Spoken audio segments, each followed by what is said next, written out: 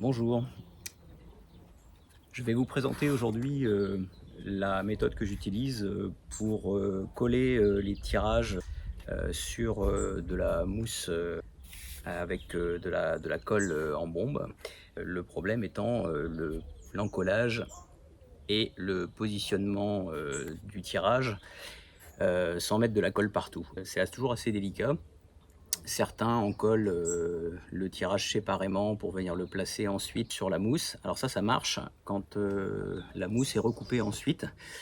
Or, dans mon cas, je veux utiliser une marge et garder un fond plus grand que le tirage pour le mettre en valeur.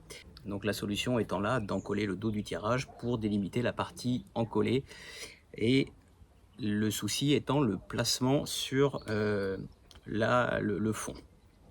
Donc moi, la méthode que j'utilise, c'est de préalablement positionner le tirage sur la mousse et d'utiliser deux petits bouts, mais vraiment minimes, de scotch de peintre qui colle très peu sur le bord du tirage, donc en essayant de minimiser la partie qui se superpose au tirage, de façon à ce qu'on puisse l'enlever par la suite sans endommager la surface du papier. En l'occurrence ici c'est du à nœud meuleux, donc papier qui coûte la peau des fesses pour ceux qui en utilisent.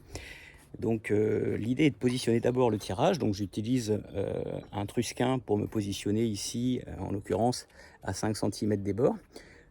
Je travaille à plat et je viens poser mes deux petits scotch qui positionnent le tirage.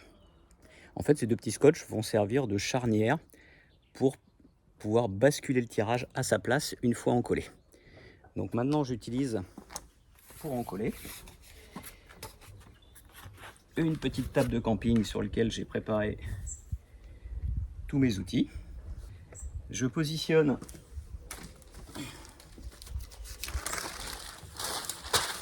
une feuille de papier journal jusqu'à la limite de mon tirage des scotch et je bascule mon tirage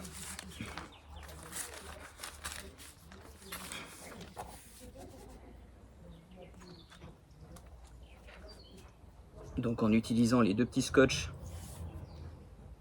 comme charnière, et je rabats une feuille que je n'ai pas besoin de changer à chaque fois en venant la positionner. Alors, en principe j'ai un petit caillou,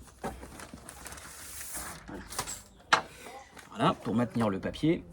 Je viens positionner mon fond de façon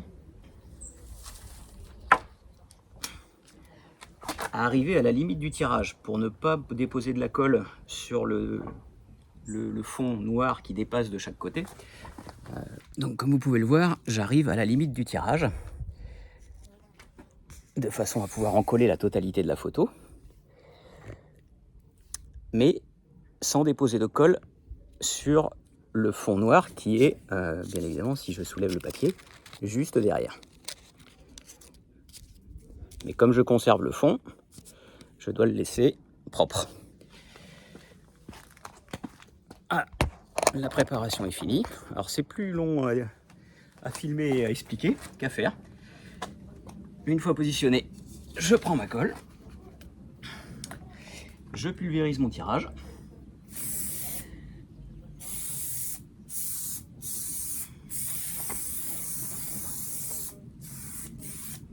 En insistant un petit peu sur les bords.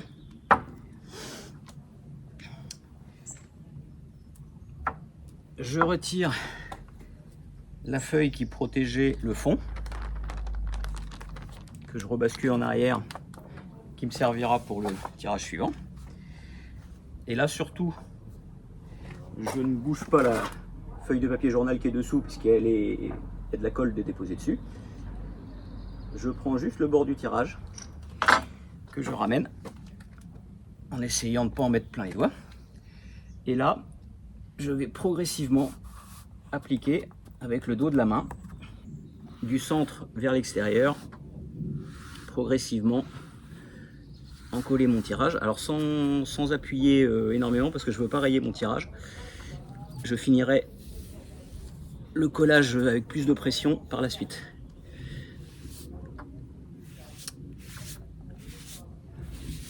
Voilà. Là, je peux repousser la feuille martyr qui m'a servi à ne pas mettre de colle sur le bord extérieur du fond. Et je peux enlever immédiatement les petits scotch bleus qui ont servi à maintenir le tirage à sa place.